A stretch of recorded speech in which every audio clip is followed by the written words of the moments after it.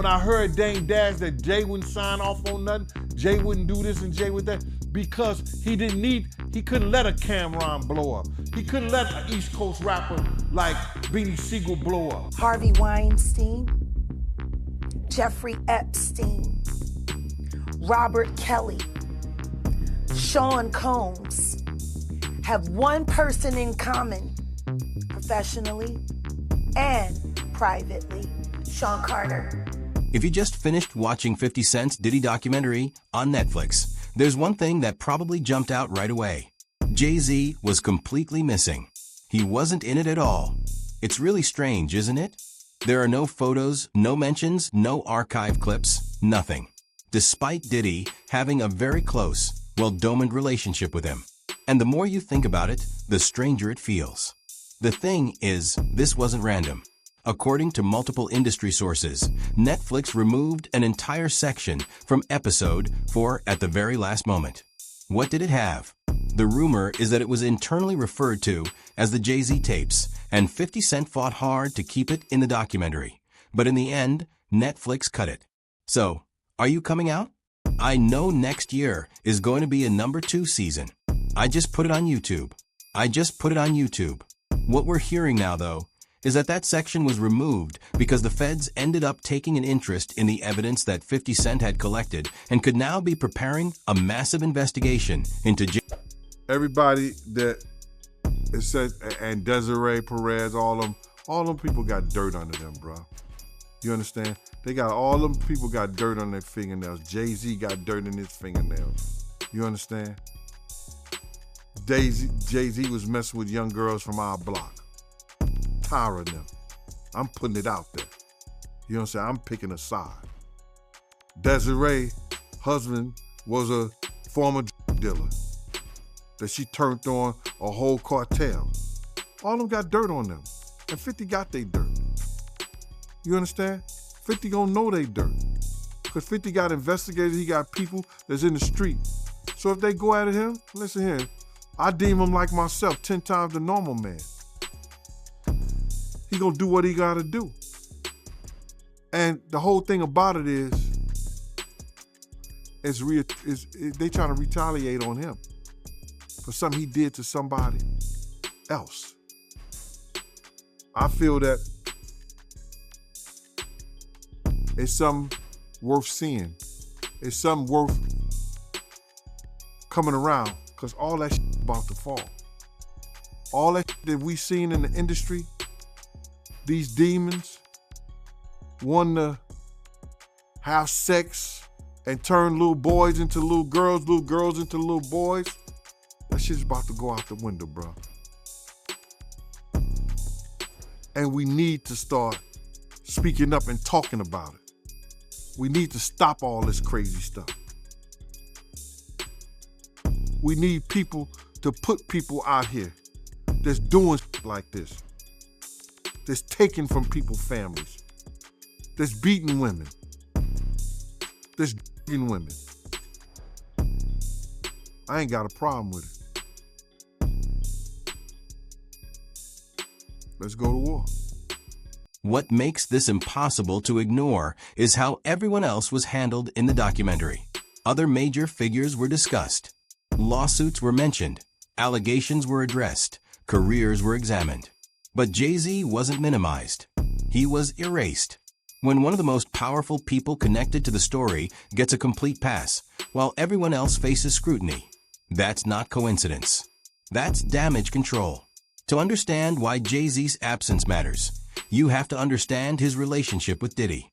Despite later statements trying to downplay their connection, multiple people... But they were so close that they had matching white girls together. Because when they used to see each other, they used to say, yo, how your skinny white girl doing? He'd be like, yo, how your skinny white girl doing? So, I guess that's a certain type of closeness. I ain't know anything about that, man. I ain't know about, Jay touching his, ass. So I gotta go see the video. I ain't hear about that. Come on, man. Everybody's seen that. 50 even pointed it out. Excuse me. When they was in ATL on stage. Remember when 50 bum rushed the stage with them? Yeah, I think I recall that. When Puff came on stage, first thing he did was pat Jay-Z on that. But I forgot. That's your favorite rapper. Hey, him and Pocket's 1A, 1B. But what's your issue with Jay, man? I didn't know you had an issue with him. I'm never a fan of somebody that I was gonna knock out. And then we was at the, it was me, him, Ashley Kushner, Puff and them. We was all at the Nets game together, and he didn't even remember none of it. And I don't expect him to remember, but I remembered. You understand? And he told Puff, he said, yo, Puff, yo, I heard about that Gene right there. That Gene got a mean left. Oh, he said, that Gene a knocking out. Then he gonna come up to me and say, man, you look like, man, you a tearing ass up. And I said to himself, I said, yo, no Diddy, pause, whatever. I said, he don't even remember. I was about to knock him the F out. He didn't even remember. He said to me, to Laura. That's how these guys are, man. They'll cause situations and cause problems, and then they'll forget what they done because they on a whole nother atmosphere. This wasn't just business. It wasn't just music. Insiders describe a deep personal and professional bond. When Diddy began facing serious legal pressure, Jay-Z's legal team quickly released statements saying they weren't really close. Former insiders immediately pushed back, saying that didn't match reality at all. People who were there said the public story didn't line up. A new lawsuit coming with Jay, the part with Jay. I go, oh shoot, like right. To us, black excellence, that had to be there. We getting tighter, you know what I'm saying? And united we stand, and ain't nothing else. Black excellence, they're sitting there like, yeah. It's the billionaire brunch. Oh, Like, I hate you, man. unaware of anything going on here. This is the one time I'm gonna be with you this year. Jay-Z is setting Diddy up. He ain't doing shit different. He lined up D-Haven, stole his life and identity. He lined up Big L, stole his life and identity. He lined up Dame Dash, stole his life, identity, and took his love. Lined up R. Kelly. He wants to be the one. And that's important because when federal investigations expand, they don't just focus on one person. They look at networks. They look at who was present, who knew what, and who stayed silent. That's when people start distancing themselves. And it seems Jay-Z is terrified of the relationship and the camaraderie between the Jigga Man and the Diddler. Okay? These are two people that have been working in concert, collaborating and competing. These are people that have been covering each other's secrets for decades. That's why I say to sit there and to just make Diddy the acceptable monster and not address his greatest collaborator in all of his business dealings it's a miscarriage of justice. Because what you're doing is you're leaving the other half of this two-headed monster out on the street to still be able to do what they do. While this one looks like he's down. This is a man who pow-powed his own brother and somehow walked away from that instance, got involved in the street trade, and somehow everyone else went to jail except for him.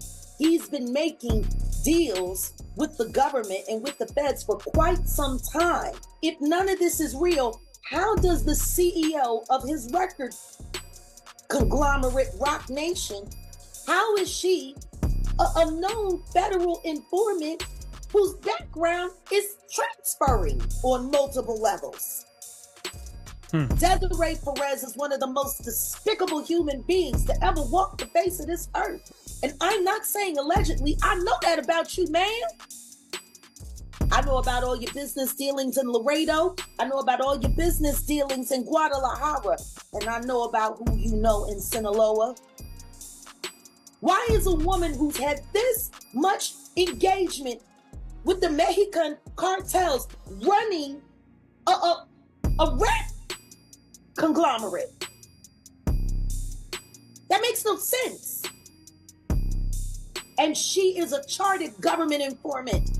What it sounds like to me is that the government found a very, very, very successful way to control and manipulate hip-hop by allowing their top agents to run everything and keep the independent jail system going, because a lot of these rappers are also heavily invested in the jails that most of these rappers go to. It's a bigger business. You have to show damages to really win defamation as well. Absolutely, is that just but part of the legal they're plan? not going to do that against me. Because if they do that, then they have to explain how I know what I know. See, the truth is I've had them at check for 2 years. Checkmate is coming, I promise you. According to people familiar with the situation, the deleted portion of episode 4 was supposed to focus on long-standing allegations involving Jay-Z's private life, sealed legal agreements, and strict confidentiality arrangements. These claims have circulated for years, but have never been examined in detail on a major streaming platform. Why there's no vindication for me? Because for 4 years, I've been screaming, not just Diddy, but Diddy and Jay-Z are monsters. And the victim-making machine kept going on. Jay-Z has been notable by his silence since these charges were brought against Diddy. Why do you think that is? Because that's what he does. He starts little fires everywhere, forces everyone involved to go and carry water while he sneaks away without a response. That changes now, Sean. You must respond. You have no choice. Harvey Weinstein, Jeffrey Epstein, Robert Kelly, Sean Combs have one person in common, professionally and privately. Sean Carter. This has been a fist of tyranny that has been punching through our culture and our society for decades. It must stop. Another major part of the cut material focused on how young artists were handled inside the industry. When are we finally going to have a real conversation about whether or not Rihanna was trafficked? Oh. To Def Jam. She was an innocent baby when she came over here. And look at her now. 14 going on 15 years old. Flown over without parental supervision in a private plane by a man who was supposed to be a producer who auditioned her at 3 a.m. in a hotel room. Auditioning at 3 a.m. in the morning, a 14-year-old girl. With no parental consent. Nobody.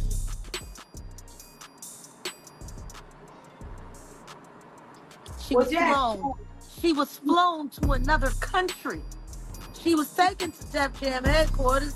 She was left in a conference room alone with Sean Carter for nearly 6 hours alone with no parental supervision. Her father was flown up separately. She was 14 and a half, going on 15. She's about 16 when Pon the Replay came out, wasn't she? Her father collected a $500,000 check. She has the fastest inked deal in Def Jam history. How did they get Rihanna from Barbados to New York City? Quickly. They got her there quick. Like that. On a private plane. Yeah. Just told you. Just said that. If people knew how many of these girls are transported around on private planes, how they're able to redact, change names on manifests, she wouldn't have needed parental consent or a passport if she got on a private plane on the manifest listed as someone else. They only worry about the body count. They're not checking IDs at the tarmac. They're trusting whoever's bringing them on is doing everything above board. How So they many get girls were transported, models just like These that. stories have existed for decades. What's different now is that investigators are taking a wider look at how power, money, and silence operated together. This is also where Kelly becomes impossible to ignore. For years, the music industry knew Kelly was a problem. Long before court cases and documentaries, executives and artists quietly avoided him. People didn't want their names connected to him. They stayed away. Dame Dash, who was Jay-Z's business partner at the time, has said publicly that he wanted nothing to do with R. Kelly. He didn't want to be around him. He didn't want to work with him. He didn't want his business. Was you and R. Kelly ever cool at any point? Why? He's an R&B. I'm not an R&B. No disrespect to R&B because I'm cool with Tyrese. But we have these things. Like sometimes I'll be like, "That's that R&B shit you doing." You know what I mean? I'm not R&B nigga like that. I wasn't hanging out with no R&B nigga. I just couldn't. I think the fact that Jay was fucking with him is what used to blow my mind more than anything. Like I feel like I don't know why he wants to fuck with this guy so much. Like why? I just never understood it. So I think it was just more me feeling awkward about the fact that I had to be around him on some level, but I wasn't around him. Like I never was around him. Like even when that not guilty, I wasn't like I came for the video, I was out. I wasn't a guy, and I think like we took pride, at least I did, and my crew, in not hanging out with famous people or famous men. Like if you was gonna be famous, you had to be a female. But I wasn't trying to be up under no other famous dudes. I didn't think that was like, I'm not gonna hang out with you just because you're famous. And I don't like dudes that much. So I was like, why would I have no reason. Like what I'm gonna do, go to the studio and hang out with him? Like I don't do that. Right. Did Jay know about what he did to Aaliyah? Did he know that everybody knew R. Kelly married Aaliyah at 15? Everybody knew that. So was the conversation had like, yo, how you gonna go and do something with this dude? Hell yeah, that conversation was had. Dame Dash later began a relationship with Aaliyah when she was an adult. So people ask, where was Jay-Z during the earlier years? Why did he stay so close to R. Kelly when so many others stepped away? Was it just... I was like, yo, how you gonna do a project with my motherfucking girl? We had the conversation. Why would you still with someone that raped your girl? Would you still do anything with that person? So why would anyone expect me to? Like that's what I don't understand. I'd be like, yo, people be like, why? Well, just that alone. There's a lot of other, but that alone was like the nail in the coffin for me. I was out of there. I was gone. Trust me. After that, I don't want to be nowhere near. I knew that shit was gonna blow up. I didn't want no parts of that shit. Like I was like, I don't want no parts. That's not good money. So I was done with him for that. How did Jay respond when you confronted him about it? You know how he is. He's like, yo, I ain't nothing to do with that. Damn. What I would love is for someone to ask him, like, yo, why would you still do a project with that man knowing that he in Aaliyah? That should be the question. Period. It shouldn't be for me. It should be the question posed to him. I don't give a fuck about nothing else. But that right there was bridge burnt. But I just was like respecting her, respecting the business. But I was I moved out of Rock. Like if y'all look at, like I left Rockefeller. It wasn't that I got kicked out of Rockefeller. I left Rockefeller. You understand what I'm saying? The option was there for me to stay. I did not want no parts of it. I was done. I left Rockware. Think about it, bro. I said, all the money, I'm out. Now think about, a lot of men would not have made that choice. But any real man would have to make that choice. I was left no choice. He gave me an offer I could not refuse. Like, we done. You know what I'm saying? You gonna f with this man, you knew he raped my girl, you was in love with her. How could you do that? It's obviously you want me to feel away. Like it wasn't enough money for us to do that. So I was done. This is where Jaguar Wright comes back into the picture. Jaguar has been speaking out for years, and she claims that once she learned what really happened behind the scenes in the industry, especially involving Aaliyah, she could no longer stay silent. She says she was pressured to sign strict agreements to keep quiet and claims she was controlled through fear and industry. It is time for Aaliyah Dana Houghton's death to be properly investigated. What is clear is that before her death, Aaliyah was growing into her own. She was becoming more independent, making her own choices, and distancing herself from certain people in the industry. Aaliyah was sitting in a taxi as her team and the flight crew argued nearby about whether or not to take off, and she complained of having a headache. Now, reportedly, a baggage handler nearby said that someone from her entourage gave her a pill. She took the pill, and that right after, she fell into a very deep sleep. So deep, in fact, that she was carried onto the airplane still asleep and may not have even been aware that she was on the airplane. Now, we should say we don't know what that pill was. It could have been aspirin. Maybe she was just very tired from a long video shoot, and the baggage handler did say that she took it willingly, but it does reveal some new information about those final moments. After the crash, investigators determined the small plane was carrying about 700 pounds over its limit, and this is important, the center of gravity was too far back in the aircraft. The pilot did not want to make this trip, and he reportedly argued with Aaliyah's team because he thought that it was unsafe. So he did make those calculations, and he did decide that it was unsafe. However, after protracted negotiation, they went through with that flight. Now, we did also learn some new things about this pilot. According to autopsy results, he had both alcohol and cocaine in his system. The pilot did. Whoa. He was not the authorized pilot for that plane, and he had just joined that company a few days prior to that flight. So he was very new with that company. So Jaguar Wright alleges that the deaths of Aaliyah and other popular artists in the music industry is a bigger scheme and something else is behind it. So I'm going to go ahead and roll you guys this clip of everything that Jaguar Wright had to say, and you guys let me know what you guys think about all this in the comments. But Aaliyah, why haven't we demanded more answers? After all this time, everyone is quick to agree that something is rotten in Denmark. Yes.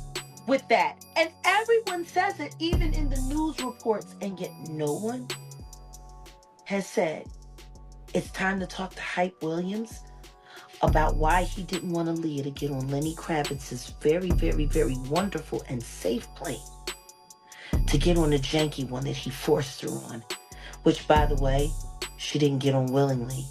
She was and carried on.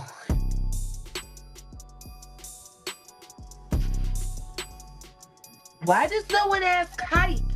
Here's where things get even more complicated. If Diddy truly has recordings or information connected to people close to Jay-Z, that would explain why Jay-Z can't fully Kathy White's life was taken unfairly. She actually died screaming. And the Carters are responsible. But one of them is just a little more responsible than the other. Question is, did Sean Carter delete his mistress, his pregnant mistress, because his wife was jealous? Or could it be possible that maybe his wife's temper is just a little worse than most people think? And maybe he just had to clean it up to protect the brand, see? And what happened? Pop Smoke end up dead. Now, I ain't trying to say that's some kind of conspiracy, and maybe some other was going on, or this, that, and the third. But brother, he had that conversation with Kay, slate 2 weeks before he was murdered. They didn't want rap to be back on the East Coast. At the end of the day, this isn't just about one documentary or one missing segment. It's about patterns that keep showing up over and over again, powerful people staying protected, questions going unanswered, and stories only coming out years later when the damage is already done. Whether you believe these claims or not, one thing is hard to ignore. Jay-Z's absence from the documentary wasn't normal. When everyone else is examined, Jay-Z and Puff was given an assignment. And that was to destroy East Coast rap. And what I mean by that, and I know people gonna be like, yo, Gene is out of his mind and everything like that.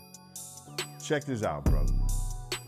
Is that New York rappers was getting 800 to 1.2 million, or something larger than that, and to sign with labels back then. And they was getting a lot of money to make albums and records. When they had guys down south that these labels was paying $250,000, $300,000 on record deals, and these guys was bringing back platinum albums and everything like that.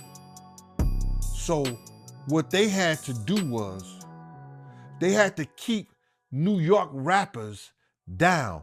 That's one reason, other than the Irv Gotti shit that 50 was going through and the poison they was putting in about 50, he had to go elsewhere to California, or with Jay and not with Dre and Eminem to get a deal. They did not want East Coast rappers to get big. They were suppressing all new artists that was coming out of New York. Jay and Diddy was doing that. That's why when I heard your story, because I knew this for a long time, but when I heard Dame Dash that Jay wouldn't sign off on nothing, Jay wouldn't do this and Jay would that, because he couldn't let a Cameron blow up. He couldn't let an East Coast rapper like Beanie Siegel blow up. Because him and Diddy was giving that deal, we gotta keep these East Coast rappers down. Then, according to Gene, something changed. And then, along came a somebody. They was about to bring East Coast rap back. And there's nothing they could do about it. And this kid was finna put East Coast on the map, just like Big did. And this is after 50. And that was Papa Smoke. Pop Smoke. That was Pop Smoke. Let me just tell you something, man.